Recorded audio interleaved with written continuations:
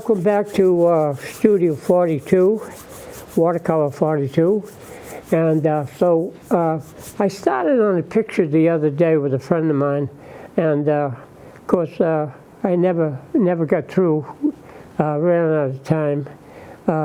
We have a class that runs probably about an hour and a half, so you have to kind of get things done in a hurry. So sometimes it's a little bit difficult to squeeze everything in, to find a picture that you want to work from. I work normally from photographs and things like that. Sometimes I work from other artists, their Christmas cards or whatever holiday or the occasion is. Sometimes I use their illustration, but however, I never end up copying them exactly. I either put something in or leave something out and so forth. And so, oh, by the way, I want to mention this. I purposely wore my Bob Ross shirt today. Everybody gives me Bob Ross things. Now, Bob Ross was a great artist. He was fantastic with chisel, with the type of work that he did with, like with a putty knife type of thing. And so he could paint and do everything with that. And what was good about Bob Ross is that he got a lot of people interested in painting and taking up painting of some sort. And of course, he did oils and he worked with a palette knife most of the time. I think he'd be great with butter on bread, how to how to butter the bread. He'd probably be pretty good at that because he was pretty good with it on the canvas. In fact, he was fantastic. And Bob Ross never really got a lot of credit for what he did. And there's a lot of artists like that out there that, they did some nice work, and they still do, and probably don't get the credit that they deserve, or ever got paid as much as they should have, When they passed away, then all of a sudden, wow, whoa, the price goes up, type of thing. But anyways, so I started, this is, I like to do floral paintings. I enjoy doing floral, but I also like woodland types of things, and my favorite tree, I guess, is birches, and birch trees. And the texture of the, the bark on the tree and all that. And of course, probably most artists like fall because they like to use a lot of color in their paintings. So fall is a good time for that, and with all the tree colors and whatnot. And so this is a kind of a bouquet that I'm working from, and it was originally a card. Now, sometimes my wife, Mother's Day or whatever special day, birthday, whatever it is, sometimes she'll have a nice bouquet, and usually I do a sketch of that and whatnot. But this is from just a little picture that I had, and so I change things around, I leave out things and put in things. And what I try to do is to try to keep it as simple as I can, so that if you want to take up painting sometime, you don't have to be afraid to, and don't be afraid to make mistakes when you first start out or whatever, your artwork doesn't look too spectacular, or don't worry about it. But as you keep painting, you kind of improve on that. It's just like anything that you try to do. You play a musical instrument, you have to practice that. Whatever it is that you take up, you practice with it, and you get better at it the more you do. So much for that. Okay, now I'm going to just go over this a little bit more so that I can pick up the contour. Now, this is a couple of daisies, and kind of in the forefront, and then there's some other little yellow plants that kind of spring out here and there. around the edges. Come down here, some over here. So I'm just going to outline it. Now, I'm going to indicate the center of the daisy, and I'm just going to kind of outline some of the contour of the petals, bring them back towards that circle. And I'm just making them darker. You just use a regular pencil, nothing fussy. Okay, here we go. Bring these lines out. Now, with a lot of times with watercolor, you like to have the objects kind of fit into the painting. You don't want them to jump out too much, and you don't want them to recede too much. So you strike a happy balance, you know, and that's what I do with my paintings. I try to, anyways. And so we get the center, and sometimes that petal comes out. And sometimes nice, easy bumps around here. You can bring, every one of those petals can go back towards the center, okay? I'm not too good at the parts of a flower, naming the parts of a flower. But anyways, that's how that goes. That shows up better. Now, there was a green petal in here, a leaf, I should say.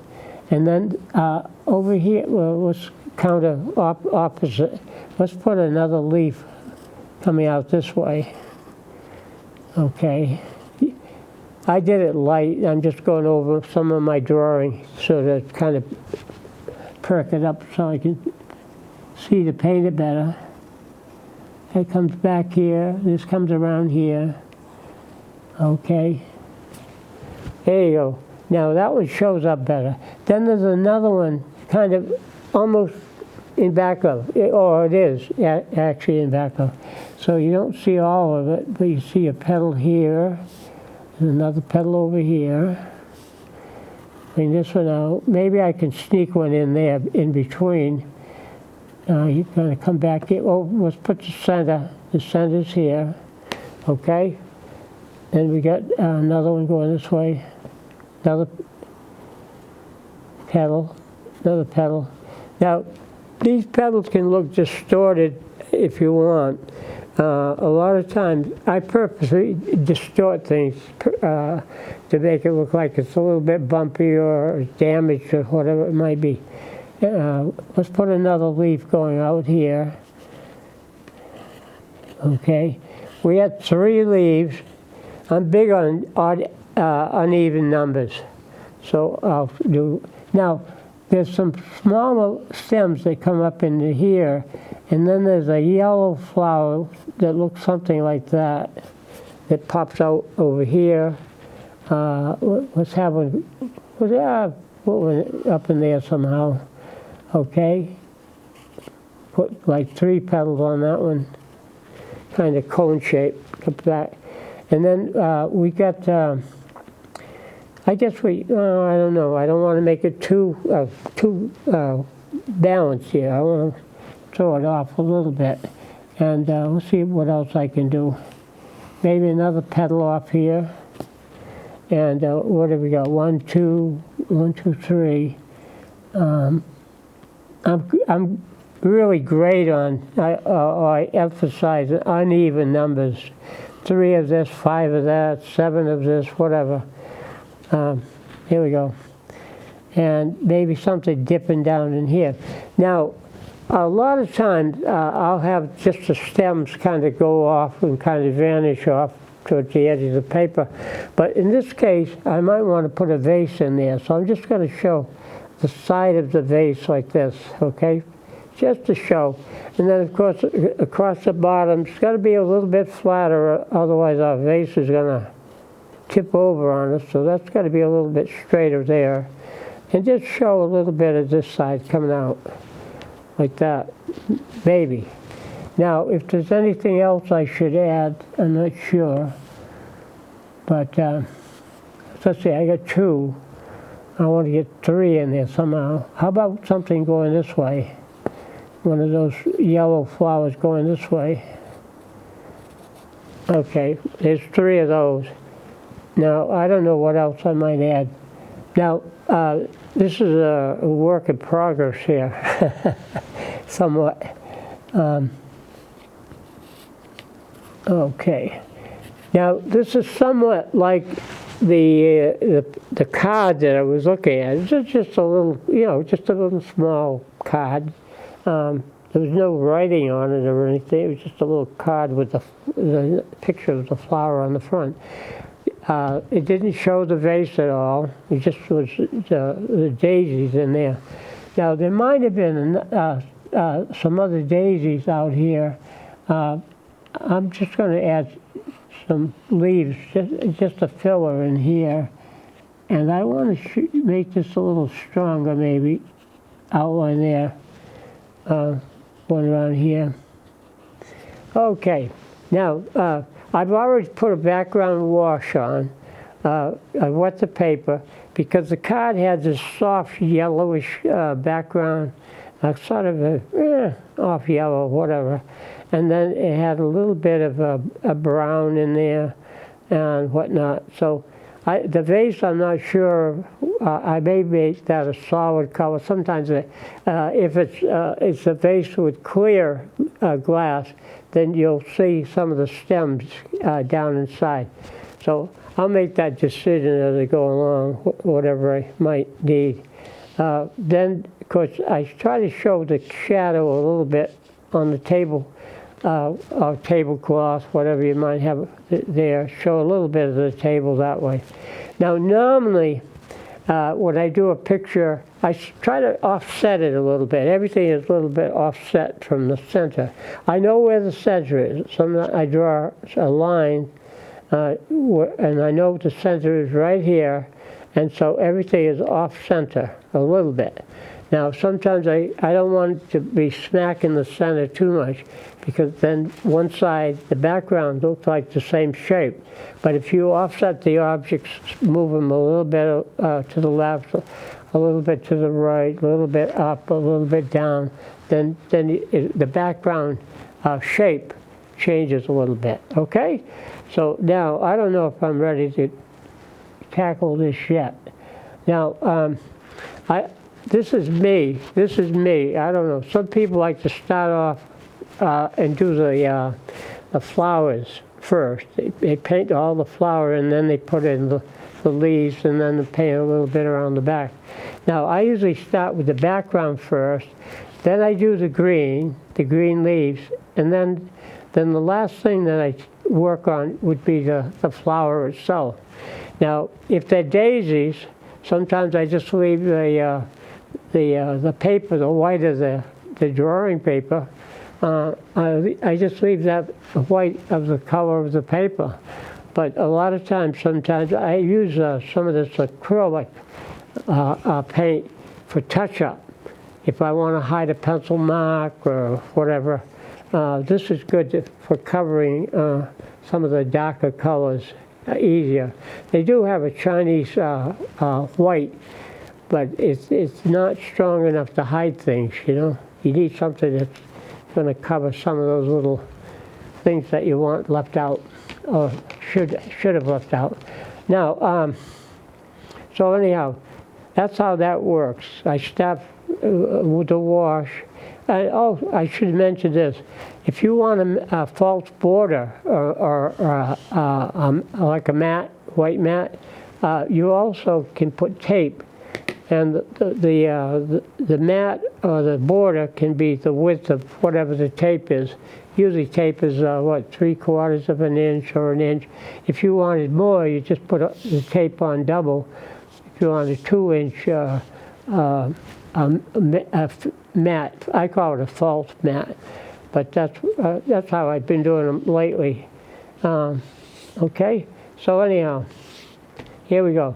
Now, let's start with a little bit more of the background.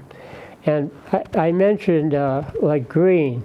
Now I do have a green. I do have the color green. Now if I don't care for that color, I can either dilute it down, make it a lighter green. That's what's good about watercolor. You don't have to put white in it to make it lighter, but you just dilute it down in water. So let's put a little bit of that over here out of the way and try to remember that's green, okay? All right, now you pick up a brush. Now, I got quite a few brushes out, but really, when you start out painting sometimes, you don't need a lot of brushes. You probably need a bigger brush. You need a rounded brush, and then you need a very, very thin hairbrush, if I can find one in this pile here. I know I tossed one in somewhere, and sometimes they call it a liner or a rigger or something. The rigger idea is, oh, here's one. That's a very thin hairbrush. Now sometimes the brushes get a little bit bent, and sometimes what I do is take liquid soap and put the liquid soap on there and let it dry in there, and just get it back to the shape where it should be, straighter, and then let it dry out, and then rinse it out, and usually it will keep that shape that it was before. You don't want your brushes to get too bent out of shape. So anyways, now we'll be doing some fussy work, a little bit of fussy stuff when we get around the flower, okay? All right, now wet the brush, and I mentioned doing the leaves first, right? So let's put some of that green out here, and if you want it to be a little bit more yellow, you can use another brush. It doesn't have to be a big brush or anything like that, and you can just take this brush and just put a little bit of yellow into the green.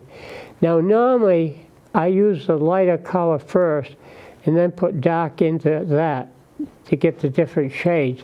So I might start with a light color and then add something else to that. So see how you're getting this nice shade of green. Now let's do some of the green and strike the balance of the brush here. And then wherever I've got some leaves, just bring that brush up there. Kind of bring it up to lift up to a point and fill that in, okay? Now, here's another leaf over here. Just get out, lift up, nice point, fill it in, okay? So that's how you fill those leaves in. All right, here we go. Down one side over here, and lift up, bring it to a point. You can have a kind of a toothy edge too. Okay, there, a little bit here, and bring that back, pull it back. You don't want to spend too much time, just a little bit like that, give the leaf a little bit of a point. There's another leaf that's got way down in here, that's all right. We'll fill that one in. Now you may end up with some pencil marks here and there, but that's okay because you know even the pencil marks can be erased through the paint after it dries. You take them out, or you can hide them with some white acrylic or whatever, and so you don't have to worry about that. Where are we? 1, 2, 3, 4, 5. That's an uneven number. You know, I'm kind of into uneven numbers all the time.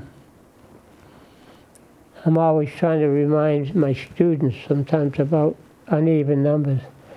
Now, if you clean your brush off, I usually take a paper towel and you just pinch the brush like that and get most of the paint out of it, right, onto the tissue, and then dip the brush in. And then squeeze it again, not on the same spot like I just did, but move it to another area, and that cleans the brush off. Now, if you want to go like a little bit darker, you can use the color that you started with, and you can put some of that in there too. But I usually wait until the first coat is a little bit dry. Then you can put some of that darker color in there if you want. Okay, whatever you want to do with it. Now, sometimes you want to kind of get it, spread it around a little bit more. So you might want to spend a little bit more time being fussy with it. Something like that. And you can pull it out, blend it out. Let some of the background color show through if you'd like. Now, you might want to do that with each one. Give them a little bit of a shadow up and through here, okay? Now, if that doesn't look right, don't worry about it, because you can always blot it out, or you can wet it and just lift it out. Now, I'll give you an idea of that. Here's your brush, right? You pitch it out, and you can take some of that, let's say this is too dark here, right? You can pull that out of there if you want. You can take that out if it doesn't look right. You can just lift it out. And any area. Now, with watercolor also, if an area has dried out, you can go back, reactivate it just with some water. You could do that. You could reactivate the color a year later sometimes. You'll see a picture that you've done and say, oh, I know exactly what it needs, and touch it up long time after you've painted it originally. Okay, now, what else do we want to talk about here?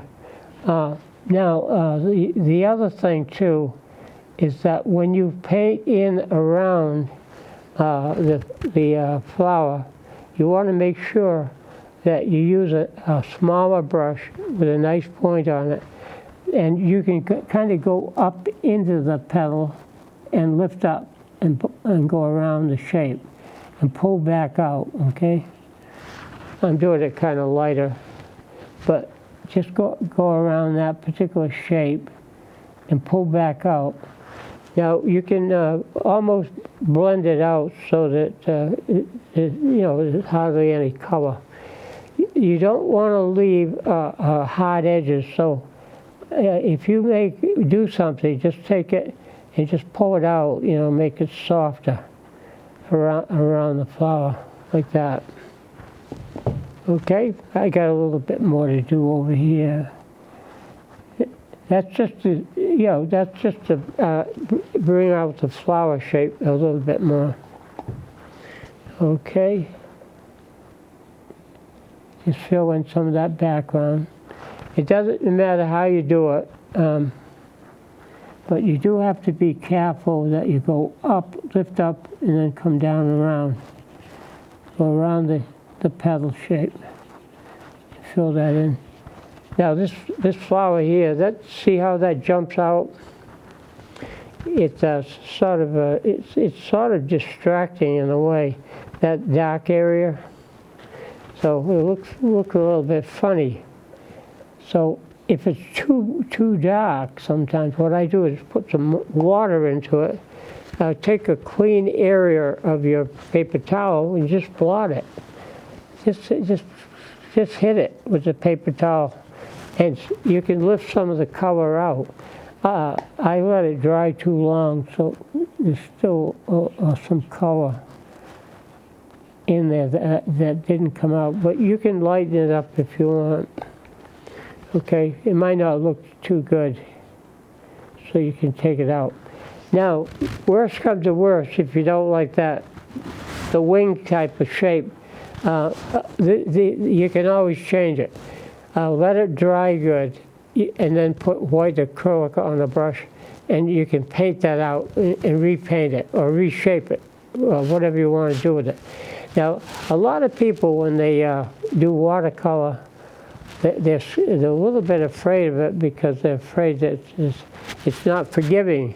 But if you catch it fast, if you put a drop of something like on your paper, and you blot it quick, you can almost get most of the color out before it can settle into the paper.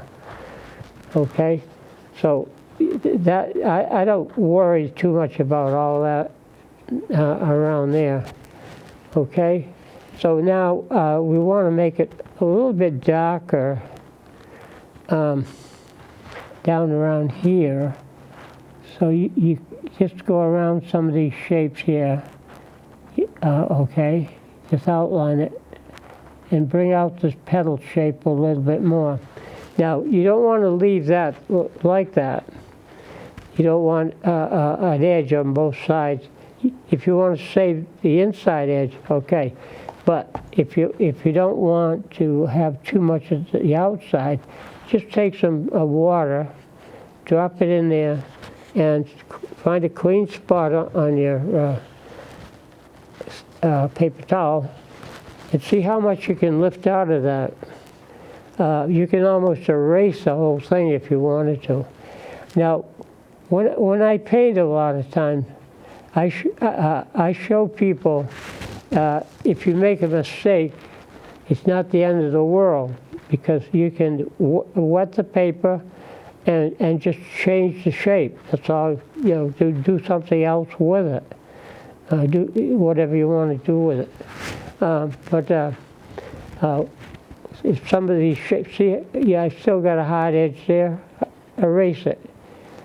Now, I take it sometimes and just pull it out and pull it down into here. Pull it down into the vase a little bit, you know? So it acts like maybe more of a shadow than an actual being a shape. Okay, now I might want to get more contrast up in there, so I might want to use a little bit more color. That maybe some of that brown I'll put in there. But so we're painting around. Now I don't just finish one particular area.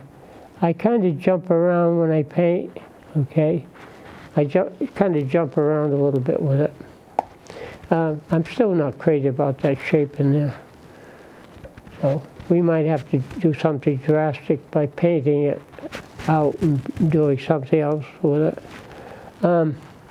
That's the beauty of watercolor, though. You can practice with it, have some fun. Okay, what did I say about that one? Maybe we'll take some of this color, the raw sienna, and we'll put that up over here. Wow. Now, this is one thing about watercolor. Sometimes it does harden a little bit, and you have to run it, or just put it in hot water and warm it up a little bit, and it reactivates the paint a little bit more. You don't want to keep your paints in a place where it's too cold, because they do freeze up. And that one did. Kind of. I'm not getting too much out of it. Let's see what. I got another one over somewhere. I'm not going to fuss with that one too much.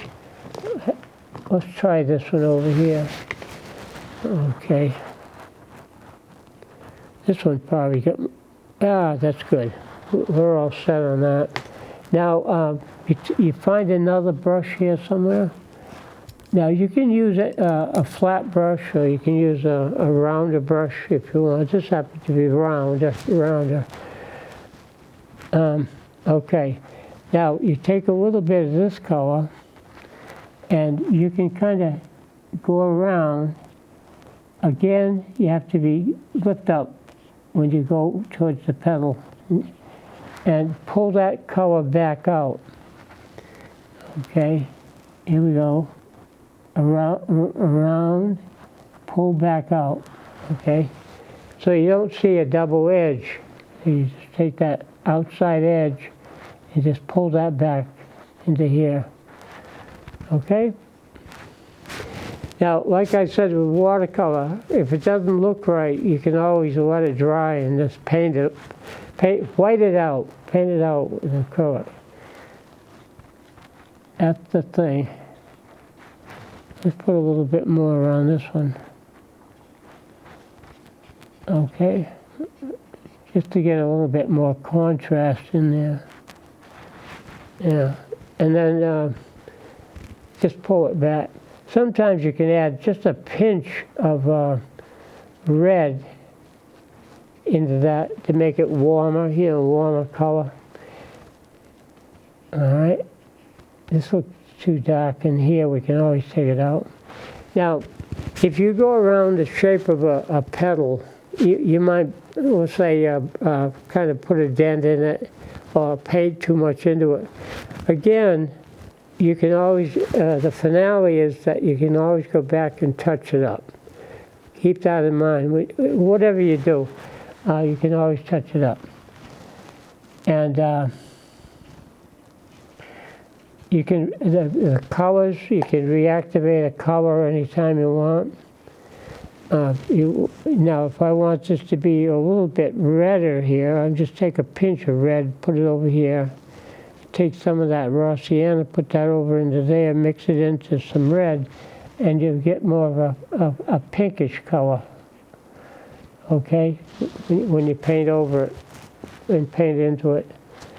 Okay, pull it back until it almost, you run out of paint. You know, it just goes into the background. But the darker you paint around the plant, the more the petal jumps out against that, against that darker background. The contrast between the lights and the dark. So you can decide where you want the darks to go. Now, down to here, the petals don't show up that much. So I can take some of my raw sienna and just push it up into here. Just go around the petal a little bit. And then just take that out, take that bottom edge out and pull it back into here. Okay, just blend it out. Now, if you can come up with a variety of like a balance between soft edges and the hard edge, then it makes the picture look much better. A hard edge would be like taking something like, I just do it on a piece of scrap paper here. Like here's a hard edge, right? On both sides, right? So you want to make one side softer, you just work this and pull one side out. Take some of that hard edge away from that. This takes a little bit of practice getting used to how much pressure you should put on it. See how I can take some of that edge away from that. So that's what you have to try to practice this and see what you can do with the watercolor. Now, sometimes the things come out okay, sometimes they don't. But that's why they invented white paint and erasers and whatnot. I think a lot of times if you start off your painting and you have a halfway decent drawing to begin with, then when you paint it in, probably the end result will be good, okay? It will come out pretty good. Now this still needs more contrast, right? So you come back into some of this raw sienna and you just can go over that and kind of push it back up into there and pull it back out again, like that, okay? Now, no matter what you do, you can always, if it looks too much of a blank space in there, after it dries, you can put some shape of another leaf or some stems. Put a stem through there to break that up, that blank shape, cut it up with the stems. Okay, here we go. Now, there's a lot of little things you can do. You can work around. I have a tendency never to finish any one area, and some of my paintings, when you start off, they look really bad news. They don't look good, so they're going to make it, you know. And by the time I finish doctoring it up a bit, they come out halfway decent.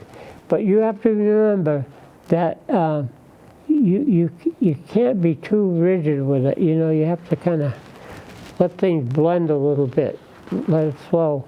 I still don't like that hard edge there, and I may take it out. I may wet it and blot it. You don't have to have a clean towel for that. See how you can lift that out, make it lighter? So I've said this before, some artists have a brush in one hand, and the other hand they always keep a paper towel or a piece of cloth, and they paint, dot, blot, you know, brush, blot, back and forth all the time. Okay, but that's the beauty of watercolor. You don't want to get too upset about it. If you say, "Oh, this looks horrible," then you have to talk to yourself and say, "Well, how can I make this look better?" Well, maybe if I change the contour, the shape of it, maybe if I put more detail into it, eventually you're going to break it up a little bit more, then it may come out. This doesn't look good through here right now because I got to work a little bit on this particular contour there. But again, I might take and erase some of that in here. I may erase some of that in here. And maybe I need a clean piece, right? Take a clean paper towel and blot it. See how light you can take the paint out? So if I start out too bad, sometimes I take a blotter and I blot the whole thing out. And okay, let it dry out and start over, paint over, break it up some more. I need something else. So I'm kind of softening some of these shapes in here. And like I said before, I never finish one area. I'm always jumping around here to there, whatever, distributing the color. Okay, just doesn't look too good through here. Haven't worked on that enough. This looks like I kind of mushed that out. I make up words, mush, whatever. Okay. Take some of the edges away.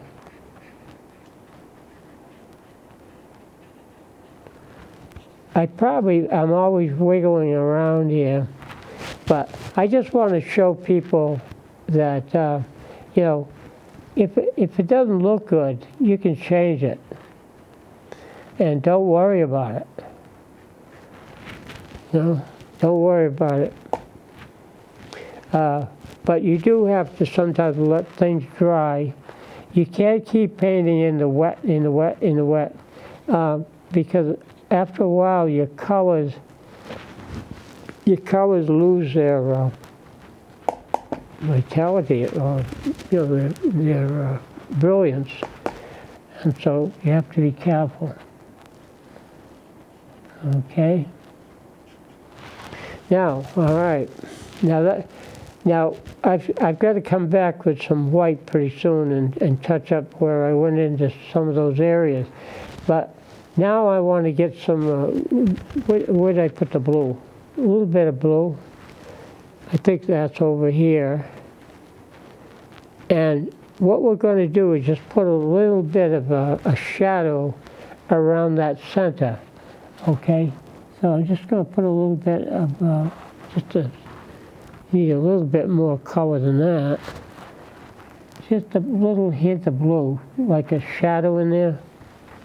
Now, if you get it too dark, you want to lift some of that out with your brush and blot it. But you might want to go around there with a little bit of blue, do this one.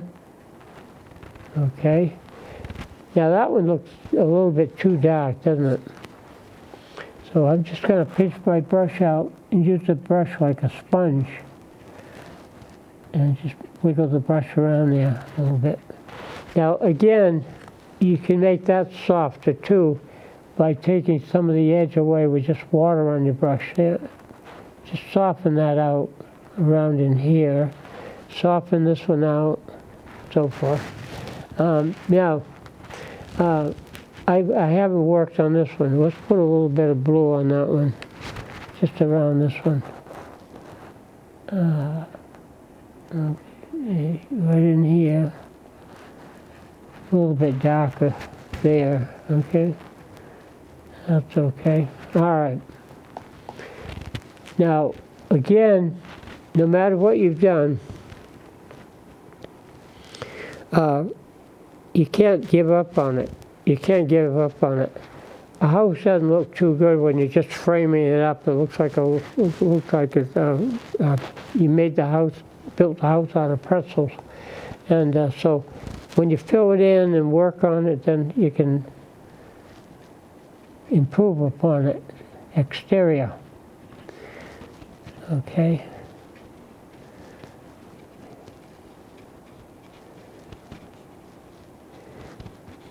Now, if you can get to the point where you can work with more spontaneous, sometimes it's better if you can do that.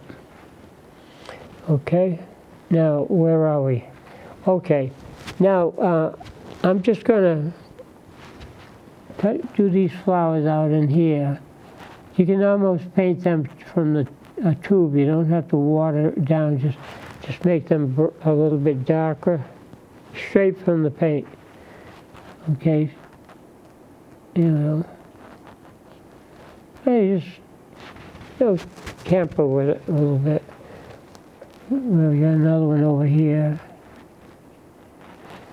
Now, at any particular time, you can always add something else to your picture. That's not a problem. How much you want to put in there. There's not a rule about it, but I think if you try to make your picture look too busy, it's not as good. So probably I would suggest doing less of and then trying to do too much. Okay.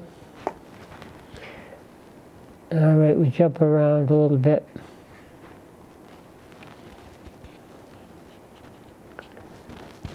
Now, if I feel that, again, I still feel that's a little bit heavy there. So I'm going to see if I can take some more of that off. Take some of that out.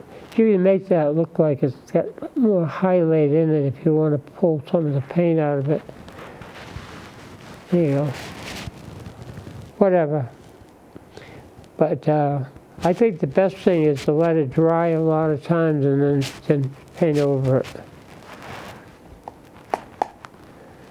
Now, I must tell you that some of my best paintings are ones that I probably have spent the least amount of time being fussy with them. I can tell you that right now. If you don't get too fussy, I think you're better off. Because watercolor can act very fluid. You know, it can be very fluid. Now, I don't know how much more I'm going to do with that, but you kind of get the idea. And wherever you need some contrast, like we don't know what's happening out here. Now, could we put another yellow, something in there? Maybe. We could. We could put something off here. You could put something over here. You know, suggest something back there. What do we got? 1, 2, 3, 4, 5, 6, about 7 of those. Yeah, whatever you need for balance. Okay, balance it off.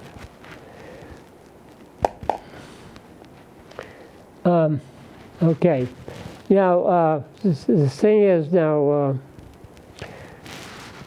I think that has to be darker blue. Let me make sure I don't have anything else on the brush here. I'm just, whoa, that's too much.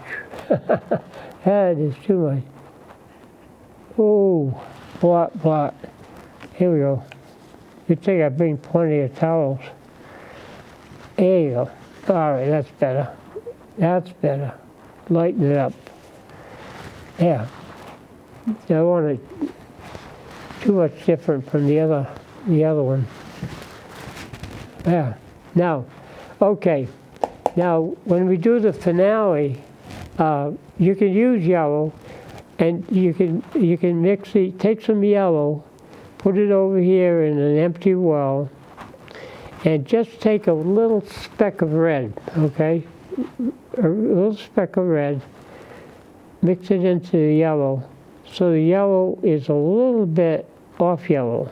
Okay, you can get a little bit too much one way or the other. That's not too bad. And let's do the center now. That you can tap in. Try to keep it somewhat circular if you can. Now, if that looks too much and too much red in it, you can lift some of that out. But you can also take a clean spot of your paper towel, very carefully blot it, and lighten it up, okay? Hit it again. Yeah, that's better. Now, if you still want some more yellow into it, go right straight to the yellow on your palette and just hit it. Tap in some yellow into it. Okay, try to get it more of a circle if you can. If you go outside the circle, it's not, it's not that serious a problem. More yellow with the red. Okay, the center on this one. Just tap it in. Okay, there you go. Now, you can use some of this color, possibly on some of these flowers out here, maybe for shadow. Maybe for shadow. Yeah, you can add some of that into that. Now, you want to do this. You want to practice. Take your brush at home. And you're going to practice on brush strokes, right? You're going to be doing this at home. And see how you take some of the edge away. Practice that. Practice going left to right and right to left. And fill it in, Just practice at home. Now, sometimes the more you practice, the better you're going to be. In fact, you probably should do a painting sometimes where you're just loose. You just let everything go. I do some crazy pictures sometimes at home. I do sometimes these, my takeoff on a Picasso. There's a side profile, and then you add the other side, and you get the front view. So it makes kind of a broken up, funny looking character. But that's what Picasso used to do. Okay, now the vase, you might want that to be a softer blue. So we can just put some color into that. Okay, again, you can have a hard edge, or you can pull away from that and make it softer. That could be transparent, you can see the stems in it, the glass. Okay, just pull this around here. You can go back into your blue a little bit. That might be a little bit too strong, maybe. That's why they invented paper towels and blotters and whatnot. And you follow that contour, get a nice contour shape to it. And again, if you don't want a double edge, just pull this edge back up in there like that. Take some of that out of there. Okay, now let's see where let's do a little bit of that up into here. Now you can get some of this darkish color, push that back up into here too, around the petal. Anything to make the flower jump out. Okay, you can go around up in here.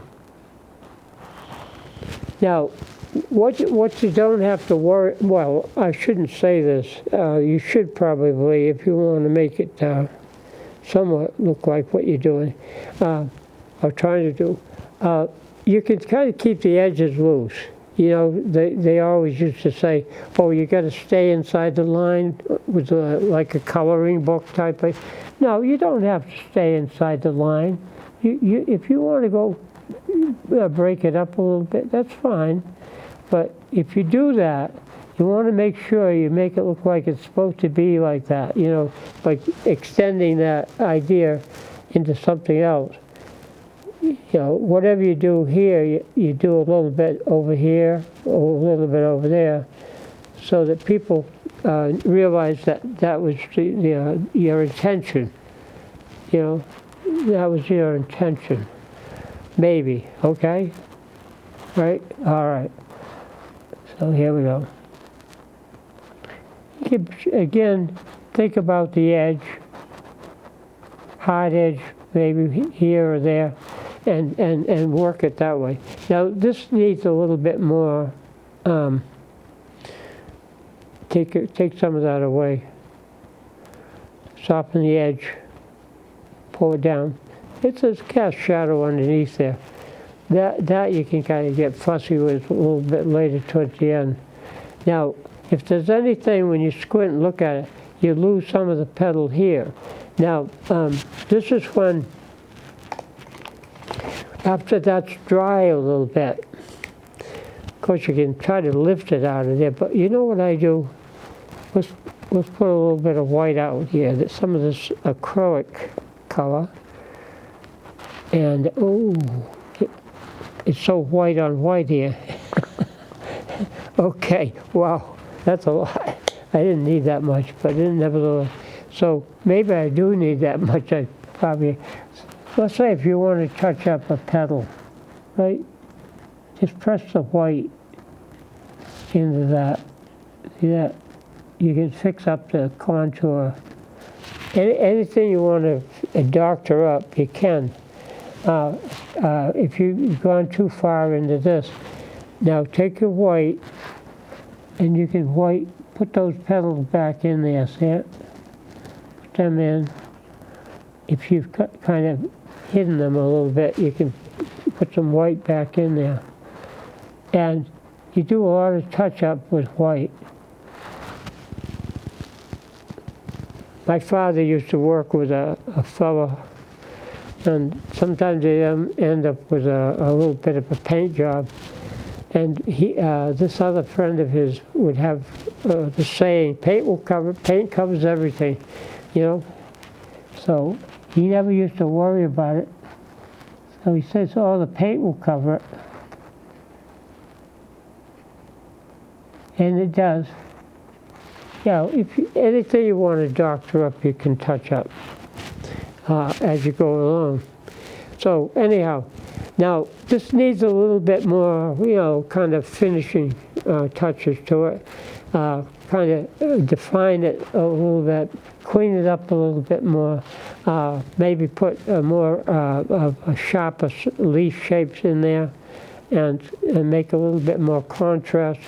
You don't want things to disappear too fast, So that's what you want to work on.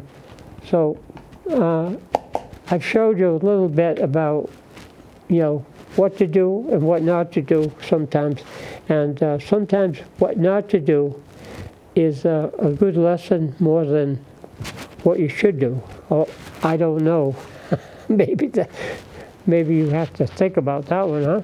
So anyways, brush it up, and we'll see you next time, okay?